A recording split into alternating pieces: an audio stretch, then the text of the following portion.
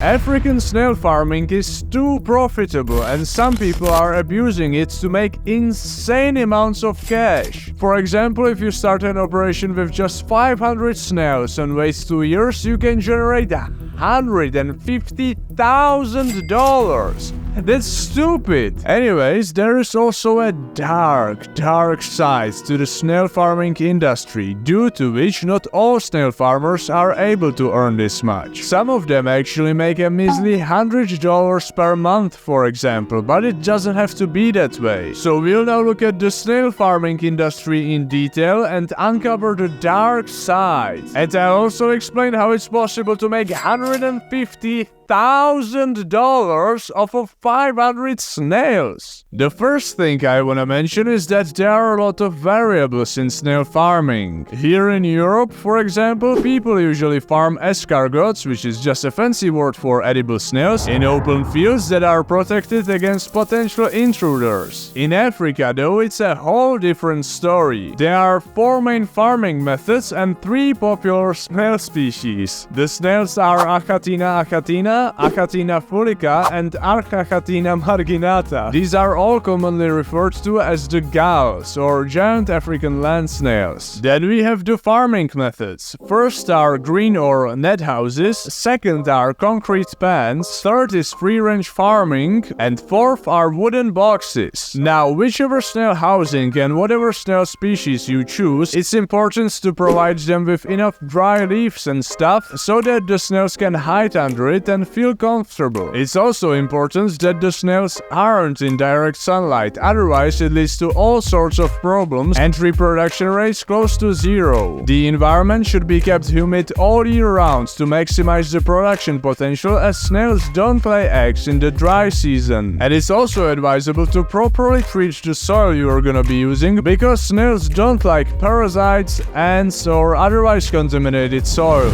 All 4 of the snail housing methods I mentioned serve different purposes, but some of them are clearly better than the others. For example, if you get a big net house, you can house there a large number of snails. But you have no idea how many snails there are, you don't know how high your mortality is, and even if you wanted to check it, you would be creating more mortality by stepping on snails and eggs, and you still wouldn't get to the right answer, as snails eat snails, so the dead ones can just disappear without a trace. And the fenced-off free-range farming is also equally unsuitable for precision snail farming. On the other hand, we have the concrete pans and wooden boxes. These 2 ways are much more similar to how other livestock is normally raised in commercial operations. You have a set amount of individuals in each pen, which allows you to monitor your exact mortality, reproduction rate, feed efficiency, and so on and so forth. And you also don't have to step on no eggs while inspecting it. Then again, it's a pain in the ass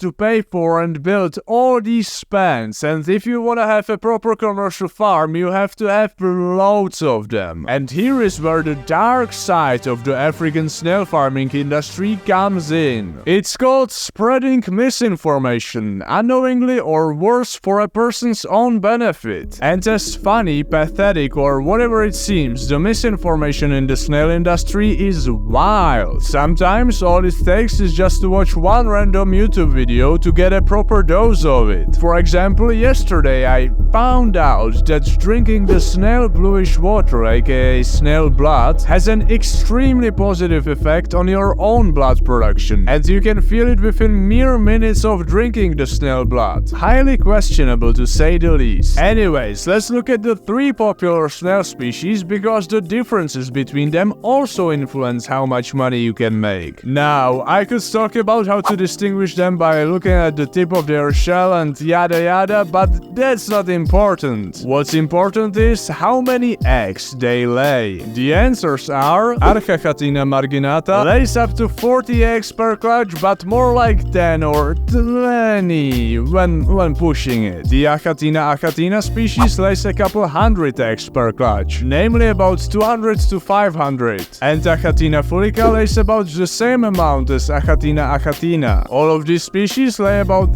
3 to 4 times per year. And what's cool is that if you have 1000 snails, then 1000 snails can lay eggs. Cause they are hermaphrodites, you know? And this doesn't normally happen in agriculture. But given the differences, you might already have an idea which snails are more profitable than the others. If everything goes smoothly, of course. Okay, so it was good to learn about snails for a bit. But where is the money? Well, each giant African land snail has 4 parts that you can sell. The most obvious one is the meat, which we'll get back to later. Then we have the already mentioned snail blood, which allegedly has some medicinal properties and is used as a medicine in certain parts of Africa. But you know, there isn't much of a market for it.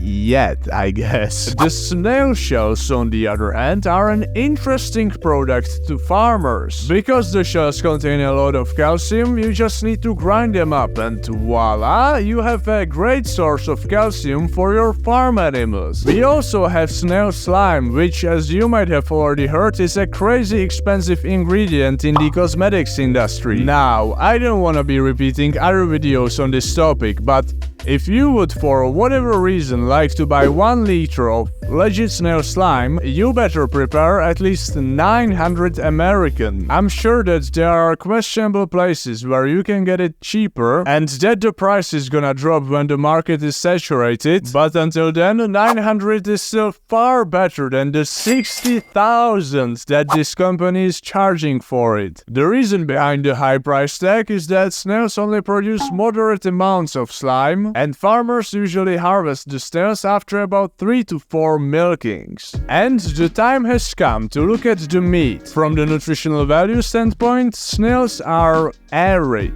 On one hand, they contain good amounts of iron, zinc, calcium, etc. On the other, snail meat is only about 16% protein, while chicken is about 27%. It also doesn't have many calories, and you know, it comes from a snail, which is the main thing I would wanna point out. Nevertheless, it serves as a dietary staple in some parts of mainly West Africa. And the interesting thing is that the local demand for snails is massive. It's actually so big that the African farmers usually don't even bother exporting. Although, since we live in a global world, all the different African communities, for example in London, would actually be interested in it. And since snails aren't as expensive as other sources of animal protein, some people are counting on them to eradicate a part of the food shortage in Africa, which sounds like a very promising and realistic prospect. This gets us to the beginning of the video. You can make a boatload of money farming snails, and the starting capital doesn't have to be big, but you have to choose the right snail species and provide them with optimal conditions to realize the potential of this business. Also, starting